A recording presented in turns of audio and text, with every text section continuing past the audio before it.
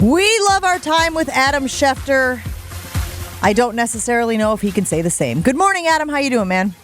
I can say the same, Jen. I love being with you. I love hearing that. Merry Christmas and happy holidays to you and your family. Again, I love seeing your daughter absolutely crushing it at Nickelodeon. I have a question for you about the Green Bay Packers. Do they have a leadership problem, you think? And maybe don't speak to them specifically, but just how important is veteran leadership when, things get rocky, when there's adversity, when a team hits the skids a little bit? How important is veteran leadership to kind of keep things on the right track?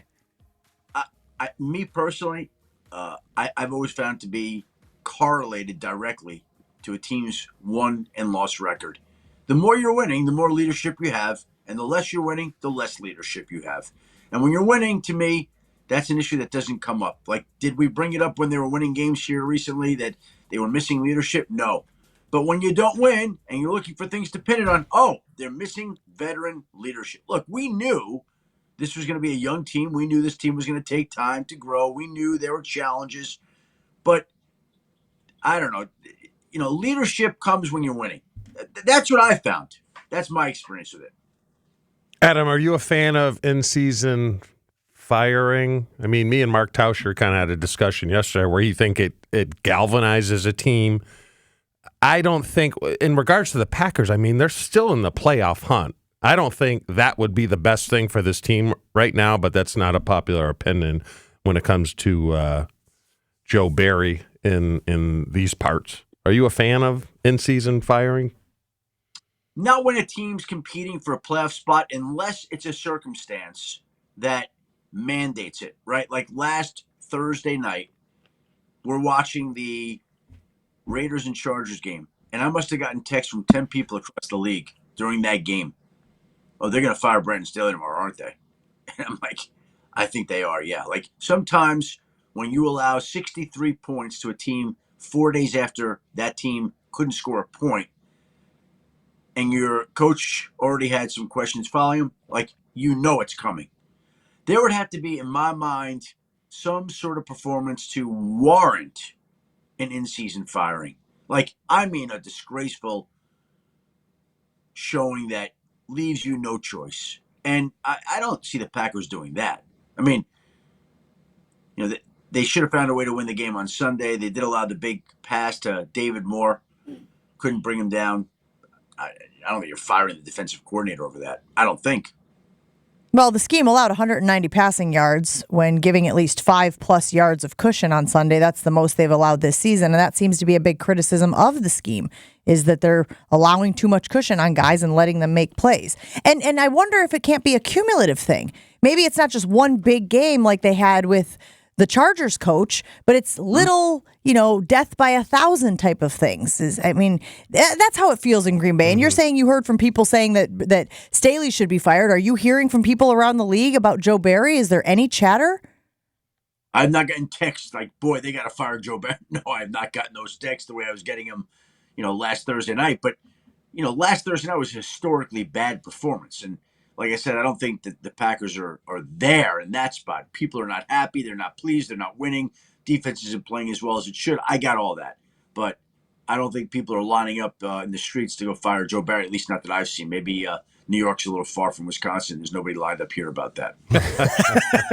L.A. is far from Wisconsin, too.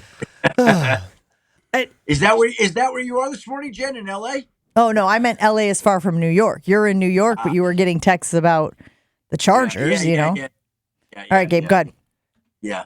Adam, we know the league is cyclical and it's a copycat league. Is there a new hot defense that people are trying to play right now? I mean, for a while it was the Tampa 2, and then it was the Cover 3 scheme that Seattle was running with the Legion of Boom, and then it went to whatever the Rams were playing with Vic Fangio. Is there another cycle of a new defense that's going to be making its way through?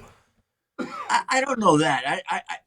I just think it's still all about finding the right pass rushers, right? When we talk about the most important positions in football, you start with the quarterback, you go to the left tackle, and I think the next is an edge rusher. Like, they just changed the game. You've got to get pressure. I don't care what defense you're playing. To me, those guys got to be bringing the heat and be disruptive, or everything's going to be different. I'm not aware of a defense of the month that's going around here that other teams are going to be copying this offseason. Maybe there's something that I'm slow to catch on to, but I don't think there's one defense. Is there any that jumps out to any one of you right now? A defense that's just something that everybody's going to be duplicating the way that people are duplicating the West Coast offense? No, I mean, the 49ers play great defense, but that to me is more about they're just loaded in talent, right? Like, it doesn't matter what scheme they're playing out in San Francisco. They're just, I mean, every level it seems that they're just stacked with talent. So that seems really hard to duplicate. But to that point, they went through their own bad stretch about a month ago where they lost 3 straight games, where they moved Steve Wilkes from the booth down to the field, where people were saying, what's wrong with this defense? Every team goes through challenges like this at some point during the season. And the best ones get them corrected before the postseason begins. And so right now, people calling for change in Green Bay, they have some things that they have to address. San Francisco had things that they have to address. They're going through that in Philadelphia right now. I saw the vitriol online Monday night after they lost to Seattle. You would think that Jalen Hurts is, Lynn Dickey. That's how they were treating it. It was unbelievable to me. Adam, do you think if the Jets had a heartbeat in regards to the playoffs, Aaron would play? I do. Yeah, I do. Really? Okay. We can't prove that, right? We'll never know. Yeah. But they're eliminated. It makes no sense. I think my own sense is he would have liked to have done something that no other human being had ever done. Come back in record time, show that a 40-year-old can do something like that. But there's got to be a reason for it. If your team's out of it and your offensive line stinks, what are you doing? Right? Are they going to roll it back, you think, Adam? I think, with Saleh? I think they will. Yeah, that's my anticipation. Now, Woody Johnson, the Jets owner, is tempestuous enough that anything could happen. But I do believe that Saleh will be back, yes. Can you define tempestuous for Chewy? Tempestuous. Do you want me to spell it? Let's go. Nah, I'm good. I don't want to embarrass Boston College, Adam. Come on, Chewy, give it your best shot right now. Please. What's the word? Right now. Contemptuous? Holy crap, no. It doesn't even start with that. What did you say? I can't. Tempestuous, right? With a T. Yes. There's a T on the end. Oh, at the beginning. Tempestuous. Yeah. For those I nailed it. Tempestuous.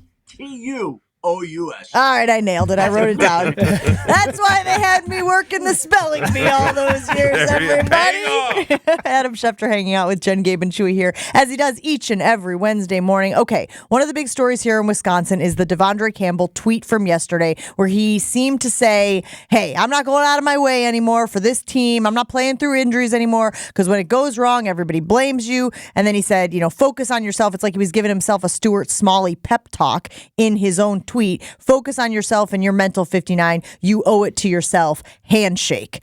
Not a great look, Adam. That's what it said. The handshake emoji was my favorite at the end too, Adam. Like giving yourself a handshake. It really put it over the top. Yeah, exactly. It's like deal. Spit on it. Yeah. Well, so that's not a great look. I guess there goes the Walter Payton Man of the Year award for Devondre Campbell, right? He was nominated for that award, right? So that's a great point. I hadn't even thought about that.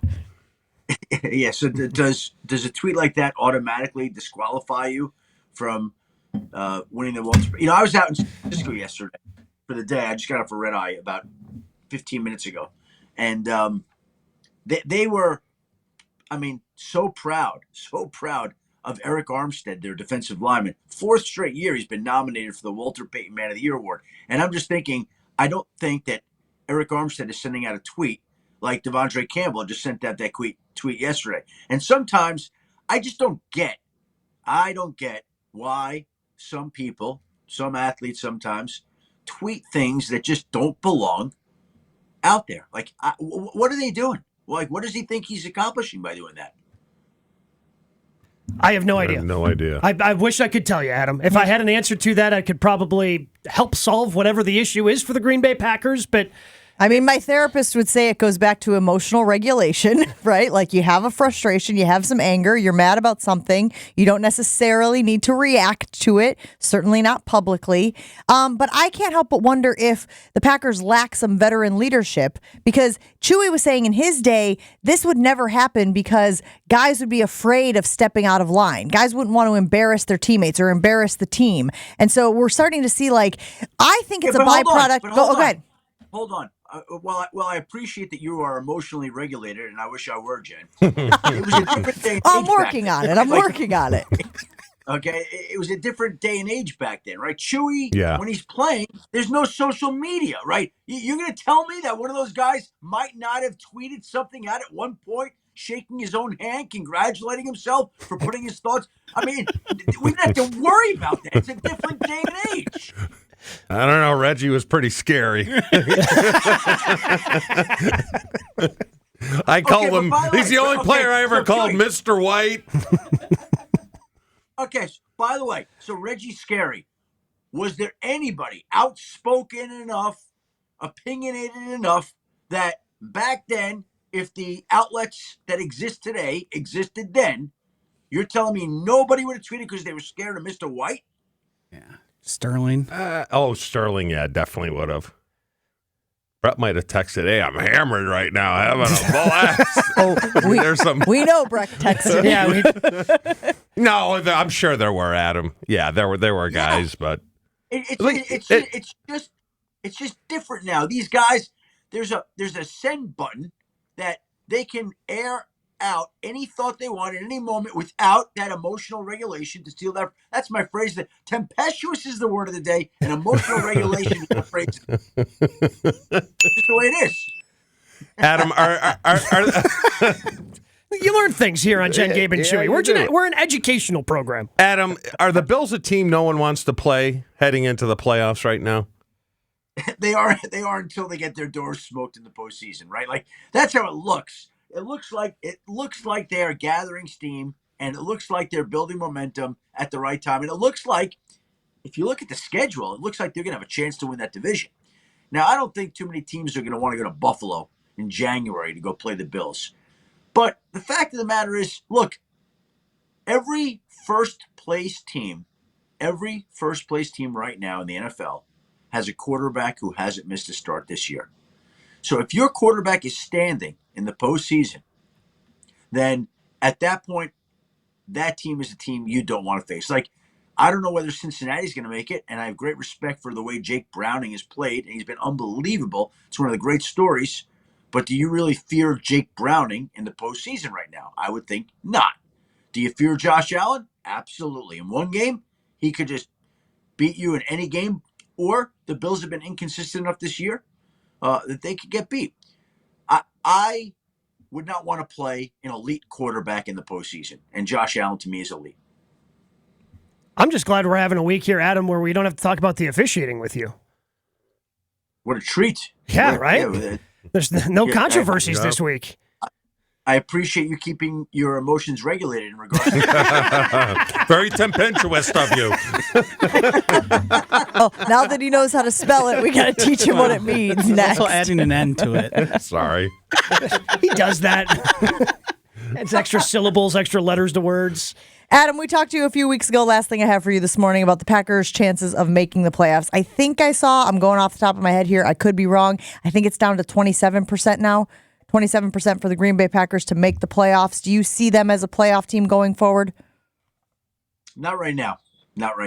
I don't. I think the way that they've played the last 2 weeks, I think those are the games that they'll look back on if and when they fall short. And I'd like to see them make the playoffs, okay? But you'll look back at a Monday night game in New York that you couldn't close out against Tommy DeVito. You'll look back at a home game against the Buccaneers, a warm weather team coming up to Green Bay on a day that was unseasonably mild, but still. Those are two games that at the very worst, you're going 1-1. Should not be going 0-2. And they found a way to go 0-2 at a critical juncture of their season. This team has been unpredictable and inconsistent enough that it could reel off 3 straight wins down the stretch. It could do that. And it would be great if they could. But they haven't demonstrated the last 2 weeks that they're capable of doing that. And let's see if they can correct some things on defense. Let's see if they can get it straightened out. They have enough talent to do it. You bring up the leadership. I don't care about that as much. But the challenge is to go out and find a way. Just go get the first one here. And then let's see if you can get rolling and find a way to sneak into the postseason backdoor-wise. Because there aren't enough good teams that people are going to close you out. There's still an opportunity for them. But they got to capitalize and seize that. And the last 2 weeks, they've done anything but that. He's Adam Schefter. He joins us each and every Wednesday. Adam, get some sleep. We appreciate you joining us this morning coming off that red eye. Merry Christmas to everybody out there. Happy holidays. We'll talk to you next week.